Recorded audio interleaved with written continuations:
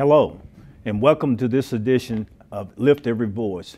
Lift Every Voice is a program of the Louisville branch NAACP in which we try to keep the community informed about what the NAACP is doing, what is going on in our community, and where we need your help. We're fortunate today to have with us the president of the Kentucky State Conference of NAACP branches, Marcus Ray. Marcus, welcome. Thank you. Glad to be here. Okay. Marcus, many folks know about the NAACP in terms of when you hear those letters, they think of their local branch. Not a lot of thought about the state conference. So why don't you tell us about the Kentucky State Conference of NAACP branches, what it is, what it does? Yes, sir. The state conference is a clearinghouse. What we do is we bring all things that happen across the state together and try to make sure that everything that needs to be done across the state is filtered out so that everyone is kind of working on some of the same issues. The conference itself right now is composed of 38 adult branches, 8 youth councils, 5 college chapters, and 2 prison branches. Out of those 52 units, a bulk of them are in what I call Central Kentucky, from that corridor, I-65 corridor, and then the 64 corridor going over to Lexington. And your job is to make certain that all of those units are functioning and coordinating activities. So as we look at those branches and we look across the Commonwealth of Kentucky, what are the major issues facing, or at least the branches are in fact addressing? Well, some of the things that I see recurring themes is disparity in the education system. You know, every branch is working on how do we level the playing field for education as far as disciplinary action, closing the achievement gap. Of course, we always are working on voters registration and voter education. And here we've recently had a resurgence of Confederate monuments and statues, and we've made some inroads in various locations across the state. In fact, in Owensboro this past week, they agreed to remove a Confederate monument from county grounds and going to relocate it to an educational site and then build some educational material around that, correcting the narrative that the Daughters of the Confederacy had been putting out since the end of the Civil War. So we've made gains like that in places in Marshall County. We also have worked to build a community relations with local police departments. Most branches right now working either on creating a committee that works with law enforcement to try and head off things that may be happening in the community, as well as creating oversight committees in the larger cities that have the ability to monitor and help manage some things that are happening in police departments. Those are the major things that I see happening across most units. Well, you know, here in Louisville and Jefferson County, when you mentioned police accountability is a major issue for this community in terms of what's going forward. A lot of activity directed at it. You know, the local branch has been involved, other organizations, the Louisville Urban League, and then Black Lives Matter has been involved in terms of doing that. In terms of the approach that cities and communities are taking as it relates to the police, is there some commonality running through what the branches are doing, or how do the branches share information that they may gain that may be beneficial to another branch? Well, what we've done as far as internal communications, we created an internal network for branches to share the things that work for them, so that hopefully we're not repeating the same mistakes across the organization.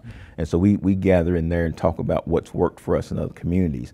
So there in Elizabethtown, we started a few years ago, after Alton Sterling, we started a community relations committee with the police departments. Now, Hardin County is a little different because they've got 5 major cities with the police departments. And what we did is we took the NAACP, all the faith leaders from each type of denomination, and we started a committee, and we met with the police department to become a buffer in the event that something happens, and to create better relations between the communities and the police department. In Henderson, they're doing, excuse me, they're doing something very similar. They're just now starting to work on minority hiring and minority participation in all the committees that happen around law enforcement. Paducah's started working the same thing.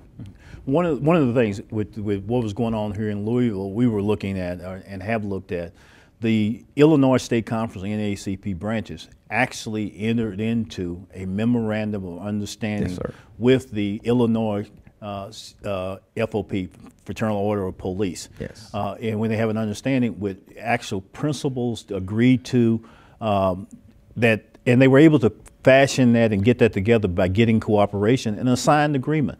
Has the Kentucky State Conference looked at anything like that on a statewide basis? Well, I have. I have been trying to make conversation with the new president, the chief of police there in Owensboro, and we've had minor conversations about it, but we haven't gone into any great detail about how we want to make that work. And so I have been talking with President Haley as well about how we make that work across Kentucky. I think there's a little bit different twist to it, but I do believe we can get there. In your conversation, has she ever explained to you how they were able to achieve that and how they make it work? Well, they had some very forward-thinking police officers, and Noble was a big part of making that happen for them. And so I haven't seen a Noble organization here in Kentucky that I've actually been able to make contact with. There was one person in Lexington, but I have not ever gotten a reply back from him in attempting to contact him to put us on the same path as they did in Illinois. Okay. Well, it would be interesting to do something like that. The other thing you mentioned is that education is a very big issue in terms of looking at Louisville, Jefferson County has this issue. We're looking at a new student assignment plan here. We're looking at major problems with student achievement. Lexington, Fayette County is looking at education and achievement. I'm not certain of what other branches are doing in the educational arena. What are they doing, if you have any knowledge of that? I have. One of the things that's happened is that I think we've said we haven't given enough attention to the other skill sets that make education work. We get focused on going to college, which is great, right, but we also have to look at, and this is happening in some of the branches out in the rural areas, is that there are trades and skills that some people aren't going to go to college, but they can become a plumber or a carpenter or a brick mason and still make a good living, contribute to society. And so we're taking a look at saying, maybe that's not the track for you to help close the achievement gap as far as becoming a productive member of society. Okay, but and again, I understand that in terms of technical skills and all that, but in terms of looking at education, particularly making certain that people get to at least a high school diploma. Gotcha. In terms of that. Well, one of the programs we're working with KCTCS, yes, we're working on a program out of Elizabethtown that hopefully, if it comes to fruition, the parents, we're looking at a way to bring the parents into the system to help teach them so that they can help the parent, so they can help their children at home. I think what's happening there is what we discovered is that some parents aren't being effectively pushing their children because they don't know. And so what we're trying to do is to bring the parent in to teach them so that they can help their student make it through the program. And we've been doing that. We started that in May before all this other stuff happened. Okay, we're going to take a short break and we'll be right back. I am the largest. The oldest. I am the baddest. The boldest. I am protecting our voting rights. And our environment. I am ending racial profiling and fighting HIV/AIDS. I am advancing economic equality. And equality. For all. I am. I am. I am. I am NAACP. Are you? Take a stand at IamNAACP.org.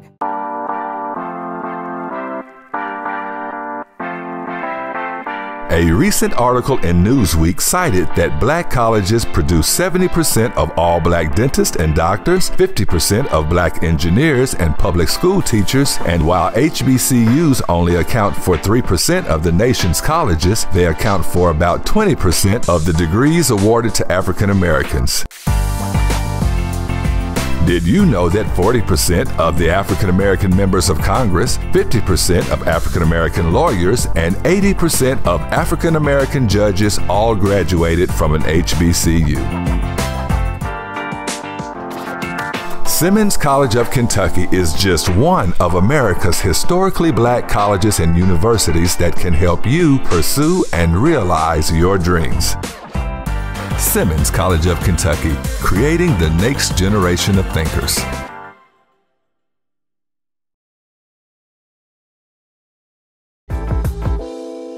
Just as branches have, president, first vice president, an organizational structure, the state conference has an organizational structure. Talk to me about that organizational structure and who are the individuals sitting in the various positions of the state conference. The state conference is composed of an executive committee. The executive committee is made up of all the elected officers of the state conference. So you have a state president, two vice presidents, the first and second vice president, a treasurer and assistant, a secretary and assistant, and then 22 standing committees that fill various roles. So I'm the state conference president, Marcus Ray, and then we have the first vice president is Marvin Swan out of Danville.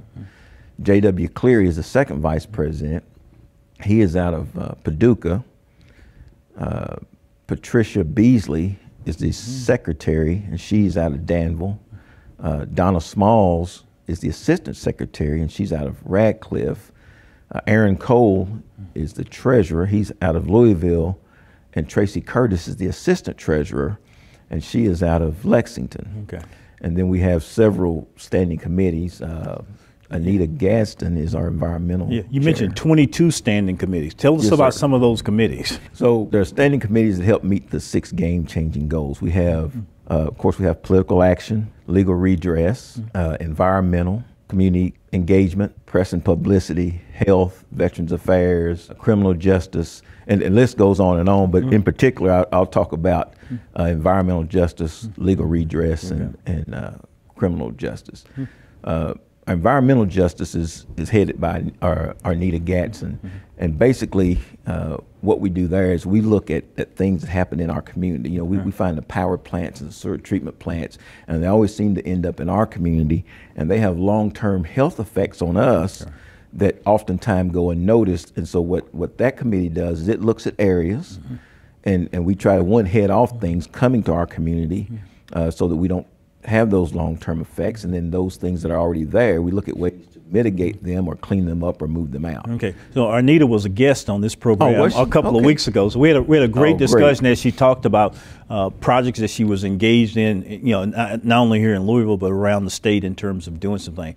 You know, we often don't think about environmental justice, environmental quality. Yes, if you go back to one of the presidential debates, President-elect Biden talked about communities located right next to refineries and those kinds of things, and it stirred a little discussion around it. But you know, in terms of those things having an impact on African American community, the impact is major, and so being able to do that. When you have those 22 committees that are working, how do you staff those committees, and how many people who maybe listen to this program get involved if they want to serve or be involved on one of those committees? Well, the way that we staff those committees is my goal to have the state chairman make sure that they are communicating with the local branch chairman so that everyone has the opportunity to learn. So like with Arnita, very well versed on that subject, what we do is we get her to make sure that she's able to train the local branches. Now at the local level, once they've been appointed, we ask them to find people that have a passion in that area. And so as people look at joining the organization with 22 committees, there's bound to be something that a person has a passion in. And so what I ask them to do is you take part, join about something you have a passion with, find a committee that fits that, and then direct your energy into that. Those things can come out many different ways as you start working toward goals. The NAACP, which we say is the oldest, the boldest, the baddest civil rights organization in the world, a lot of the change that comes by in our society has come over the years because people have been advocate and been active. You know, as we look at Kentucky, and we have an organizational session of the Kentucky General Assembly coming up, which they can address a variety of issues during those sessions. Are there what items are on the top of the NAACP agenda for the state legislature? Well, of course, you know, with all the talk of police accountability, that is one of our major topics, as well as the fair districting and fair maps that we have with the League of Women Voters. Also, we have bail reform and sentencing reform, as well as taking a look at tweaking some of the things that are going on with juvenile justice. Okay, so when we talk about bail reform, let's see if we can dig into it a little bit more. Yes, sir. In regards to bail reform, what specifically are we looking at, or what would we like to change or see different? Well, right now what's typically happening is that a person is sitting in jail and can't make bail, and then they attempt to get them to take a deal to get out of jail. And so what we're looking to do is saying that should not be part of how a person manages to get out of jail. We should be able to get out based off solely on the information that's already out there, and there should not be any money tied to some of those lower level offenses. And we certainly shouldn't pressure them to plead guilty after they've been sitting in jail just so they want to get out. Right. You know, I think the state of New Jersey was probably the pioneers where they were one of the first states to ban cash bail. Yes, and, sir. Yeah. Surprisingly, when you look at the data and the information, everybody, when they were talking about doing it, everybody was talking about, we're painting the horror story of things to come about as a result of that. Those horror stories have not come to fruition. So I guess as we head into the sessions with the Kentucky General Assembly, we may need to remind state legislators in this state that the horror stories that will be painted, there is empirical evidence in other states where the horrors have not come to be. The other thing that you mentioned is redistricting. Based on the census, you know, every 10 years, legislative, judicial, school board districts, and all of those things are drawn. Over the years in Kentucky, you know, there have been issues in terms of how districts have been drawn. So in Lexington, I guess two census ago, they were able to draw a majority black influenced district, and it has resulted in at least 2 legislators being elected in Lexington. Right. My hometown down in Hopkinsville in Christian County, which has a sizable African-American population, district lines have been drawn so that those African-American votes get split between 2 districts. And when you talk about, you know, fair districts, fair maps, what are we thinking about in terms of the approach to the legislature, the work to be done, and how will that work be done? Well, I think in partnership with the League of Women Voters to begin with, they had been leading the charge on it when we came on with them. But looking at it so that there's a even split. There's some crazy district lines right now that don't make sense. And for instance, in Hardin County, we've got 6 representatives represent Hardin County, and 5 of those are in other districts. Or Radcliffe was broken out into 5 other counties. And so things like that are not practical. So in that instance, the citizens of Radcliffe, you would think they have more power, but they have less. Yes, yeah. And so we have to look at drawing lines that make sense. And I know there's some requirement for the law about so many people in each district, but we can draw those lines that make sense. And so what the Fair Maps is talking about doing is putting together an independent commission. You know, it has, I think it's 15 people. There are 6 Republicans and 6 Democrats and 3 independents to make up the total. And so there has to be like 9 people, 10 people. But anyway, the idea is to when the map is drawn, that it's reflective of the communities that they serve, not drawn to benefit any one individual about how the lines are drawn around different communities. Okay, you know, that is very, very significant in terms of, you know, when you talk about weird drawn districts.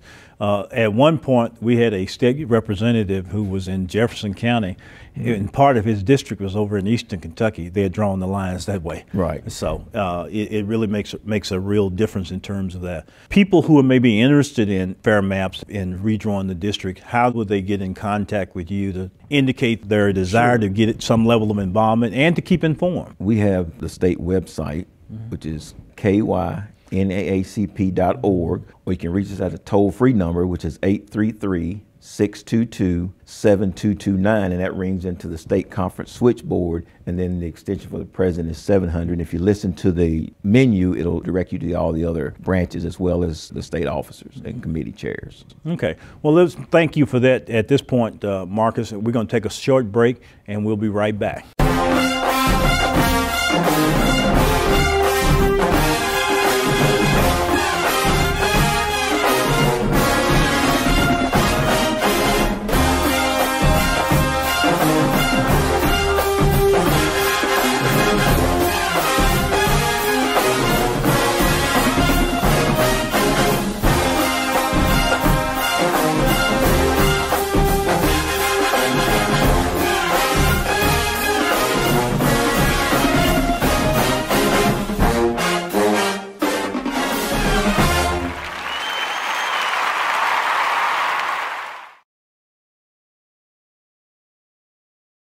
Last week on Black Music Footprints, the Jazz Experience.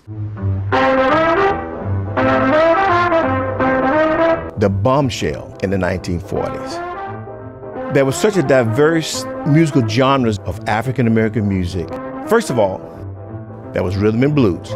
Crazy about that woman 'cause Caledonia is her name. Then you had the golden age of gospel music. He's wonderful.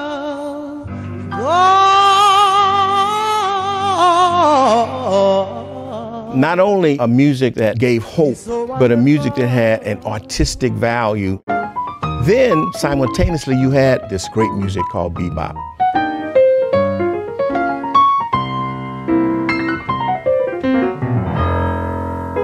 This explosion of the 1940s were none like other before, with rhythm and blues, gospel music, and bebop.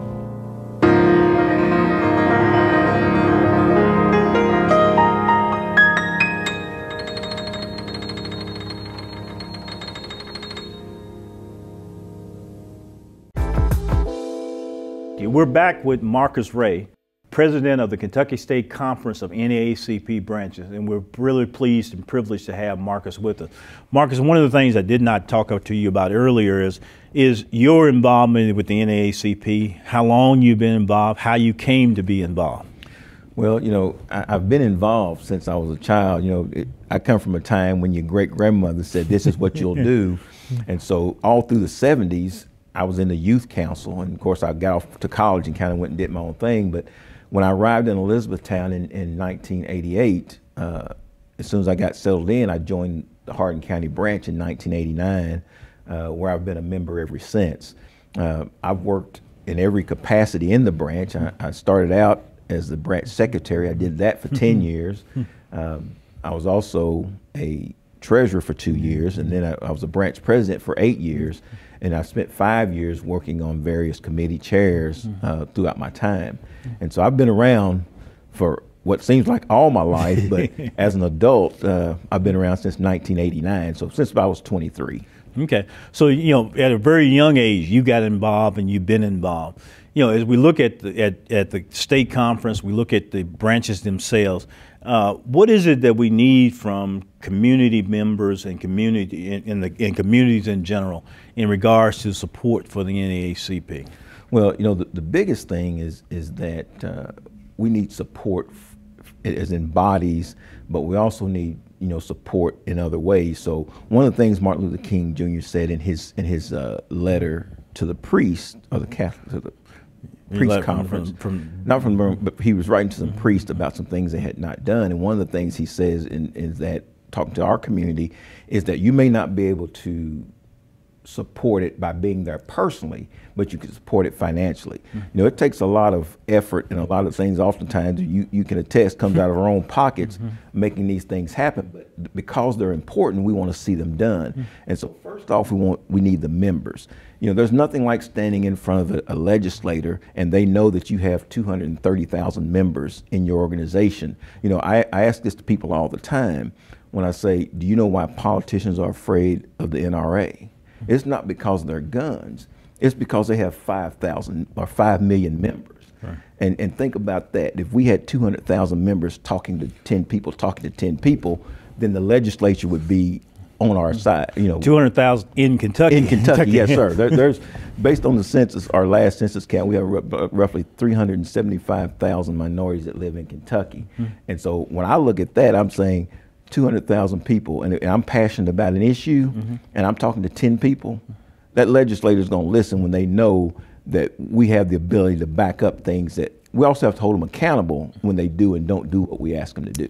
Okay. So one of the things that we're really looking for from people is membership, involvement, so that if nothing else, you ought to be able to sign up for a membership. Here in Louisville, and you're interested in joining, you can call the Louisville branch at 502-776-7608, or you can go on the branch's website, lounaacp.org, and be able to sign on and find out about memberships. Those memberships are important because they bring about changes and, you know, and impact. And so as we think about the NAACP here in Kentucky and what it's been able to do over the years, it's done a variety of things. I can tell you that in Frankfort it is a well-respected organization, and when legislators here, the NAACP is there, they may not necessarily want to listen, but they do sit and do give time in terms of doing that. Immediately coming to mind, do you know of anything in terms of real impact that the organization has had recently? And I'll talk about the litigation that we filed that in fact led to absentee voting and early voting in the most recent election. Well, I think that's been our biggest impact of late, but I also believe that the restoration of felons' voting rights, the automatic restoration. You know, I know the previous president spent a lot of time, Raul Cunningham spent a lot of time working that issue with then Governor Steve Beshear, and fortunately he got around to it just as he was leaving. But I know that as soon as the new Governor Beshear came in, that Raul was back on that issue, and we saw 500 and some thousand or 100 and some thousand people's voting rights restored. So I think that was a major accomplishment for the organization, because we didn't give up on it, even though it looked like that it was going to be undone. Okay, and what I will talk about is the impact of the litigation that was filed relating to the absentee voting. You know, coming out of the most recent legislative session, the Kentucky put in place a photo voter ID bill. The NAACP, along with several other organizations, League of Women Voters, the Urban League, actually filed suit against the Commonwealth of Kentucky, the governor, the Secretary of State, the Kentucky State Board of Election, regarding how the November election was going to be held. That litigation was filed in early July, and we just finished the general election. And as everyone knows, there were several firsts for Kentucky in this general election. Number one, we had, again, no excuse absentee ballot voting, which was very, very important in this pandemic. The other thing was we had, for the first time in the history of Kentucky, early voting, meaning that you could cast your vote early. We had 3 weeks of early voting, including 3 Saturdays in which you could, in fact, cast your vote. Those were very, very significant in terms of driving and doing things. It is things like that which the NAACP is involved in and which we continue to be involved in. So, Marcus, as we get close to the end of our program, is there anything in particular you would like to leave our audience with as it relates to the state conference or the NAACP in general? Well, I'm reminded of 2 things. One, you know, Thomas Jefferson said that, you know, that we don't have a government of the majority. We have a government of the majority who participate. Right. And so what we have to do as an organization and as a people is we have to participate and engage the system. Now, that's a system they designed, but there's an opportunity for us to make the system work for us. Right. And that only happens if we participate. And so that would be my main message, that we must participate if we want to see change. We can't complain if we don't participate. Well, let me again thank Marcus Ray for being here with us to talk about the state conference NAACP, which also has an impact in terms of what is happening in Louisville. And as he concluded in saying that if you don't participate, you really have no basis on which to complain. We just finished a general election, and we don't know what our participation rate was, but we will be reviewing that, evaluating that, and providing that information back. But it isn't just participation when it's election time. It's participation on a daily basis in what takes place in your community, what is being done. And the NAACP welcomes any and all volunteers, as well as members, to come to the table to help make our impact even more impactful than it has been in the past. Again, thank you for being with us on Lift Every Voice.